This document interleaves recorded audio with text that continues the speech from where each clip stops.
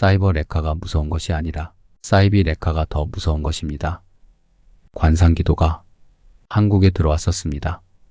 그러나 지금은 관상기도를 하는 곳은 많지 않습니다. 관상기도를 가지고 전파한 목회자들도 지금은 이런 세미나 혹 관상기도 운동을 하지 않고 있습니다.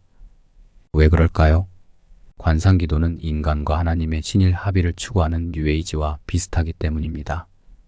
게다가 자신을 비우는 선불교 사상과 다른 바가 없기 때문입니다. 이런 신일 합일의 단계로 나아가려는 경향은 반펠라기우스주의적인 천주교적 사상을 토대로 하고 있기 때문입니다. 실제로 관상기도는 수도원, 천주교를 중심으로 이어져 왔는데요.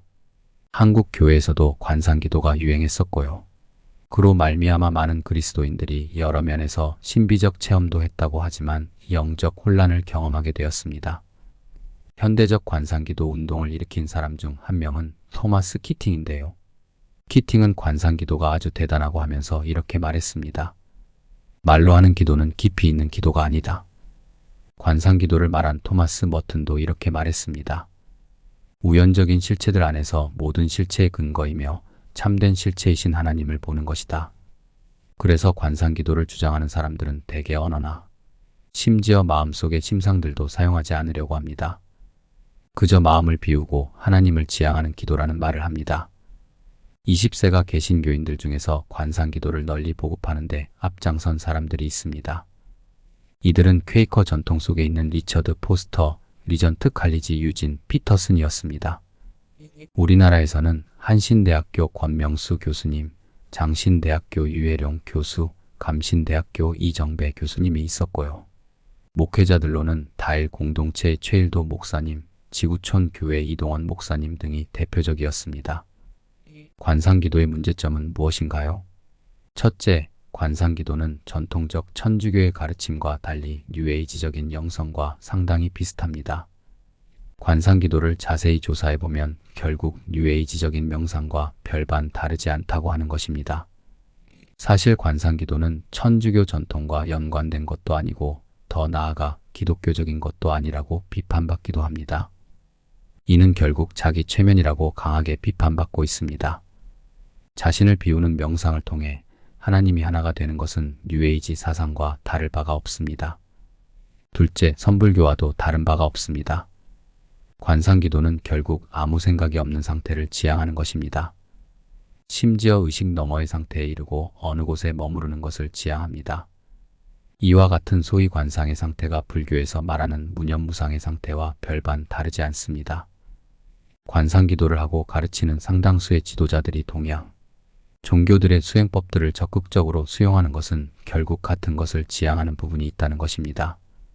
그렇다면 관상기도가 아니라 우리는 어떻게 기도해야 더 타당할까요? 첫째로 우리는 성경적인 말씀을 바탕으로 기도해야 합니다. 자신을 비우는 것이 아니라 오히려 하나님 앞에, 말씀 앞에 서려고 해야 합니다. 둘째, 자신을 비우는 것이 아니라 하나님과 교제하는 기도에 힘써야 합니다.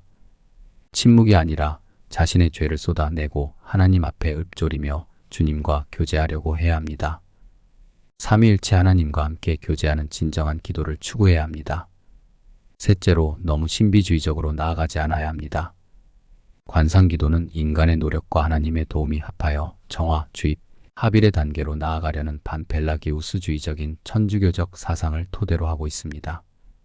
이런 관상기도는 종교개혁적 원리와 대립하는 것이라는 것을 드러내고 있습니다. 그러므로 관상기도 대신 오직 성경의 원리에 근거하여 기도하도록 해야 합니다. 자기 체면, 무념무상이 아니라 하나님 말씀 앞에 서려고 해야 합니다. 영적으로 이상한 신비주의에 빠지지 않도록 해야겠습니다. 만일 관상기도가 개혁주의적이고 성경적이라면 지금도 한국에서는 관상기도 운동이 지속되고 더 많은 세미나가 지속되었을 겁니다. 교회마다 관상기도가 넘쳐났을 겁니다. 그러나 관상기도는 지금 한국 교회에서, 특히 개신교에서 보기 힘듭니다. 여전히 관상기도를 가르치고 배우는 곳이 있다면 정말 성경적인지 고찰해보고 고민해 보아야 할 겁니다. 이런 관상기도를 한국에 들여온 개신교 신학자들, 그리고 목회자들은 왜 자신들도 이런 관상기도를 내려놓았는지 설명해야 합니다. 이런 사이비적 무념무상 명상을 들여온 것에 관해 사죄하는 마음이 있어야 할 겁니다. 사이버 레카가 무서운 것이 아니라 사이비 레카가 무서운 것입니다.